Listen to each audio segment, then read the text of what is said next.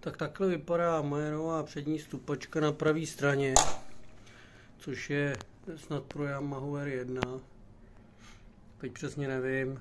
Každopádně já už jsem tam nechtěl ty pogumovaný, už jenom z toho důvodu, že za prvé guma, ta je třeba na té pravý ještě dobrá, ale na té levý je dost odrbaná. Ale třeba když mám boty s gumovou podrážkou, mám dvoje, jedny s plastovou, jedny s gumovou, tak ty s tou gumovou prostě nechtějí klouzat, když řadím.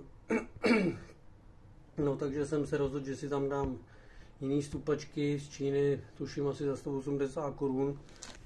Tyhle ty stupačky nejsou tak kvalitní, jako kdyby to byly originály, je to vidět. Třeba tady ta je pěkná, ta pravá, ta levá je hnusně odlitá, jsou tam nějaký vady. To hold, co se s tím jako dá dělat, no nic. Další věc, ten policajt, který tam je, tak je z hliníku místo z oceli jako originálu. Není tak masivní, ani ten závit tady je 6, tady je 8. Další věc, nesedí plochy, takže člověk si to musí trošku zbrousit, aby to sedělo, aby třeba na jedné straně nebyla mezera a na druhý protilehlý se to nedotýkalo.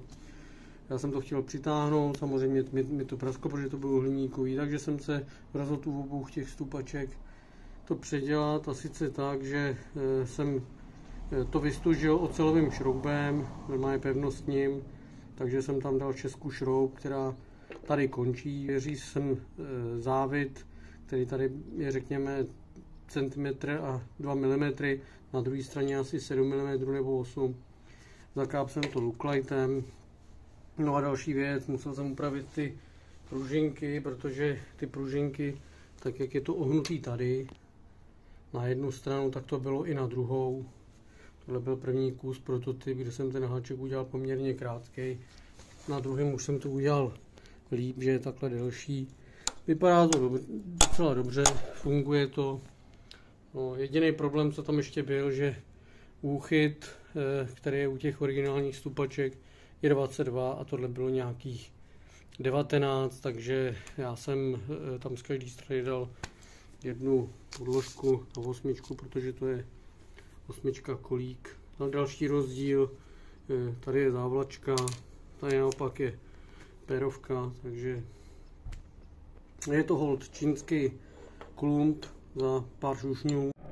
Takže stupačka je na místě, není to sice žádná nádhera, protože hold je to výroba Čína, takže tady je nějaký nedolitek, no ale furt to vypadá líp než ty originální. Potom co jsem tam dal podložky 1,5 mm, tak je to paráda. Super. No je to prostě pěkná motorka, já si nemůžu pomoct. A s těma stoupačkama, úplná paráda. Haha. Stupačky z Číny za 180 korun, no neber to. Tak jdem to projet.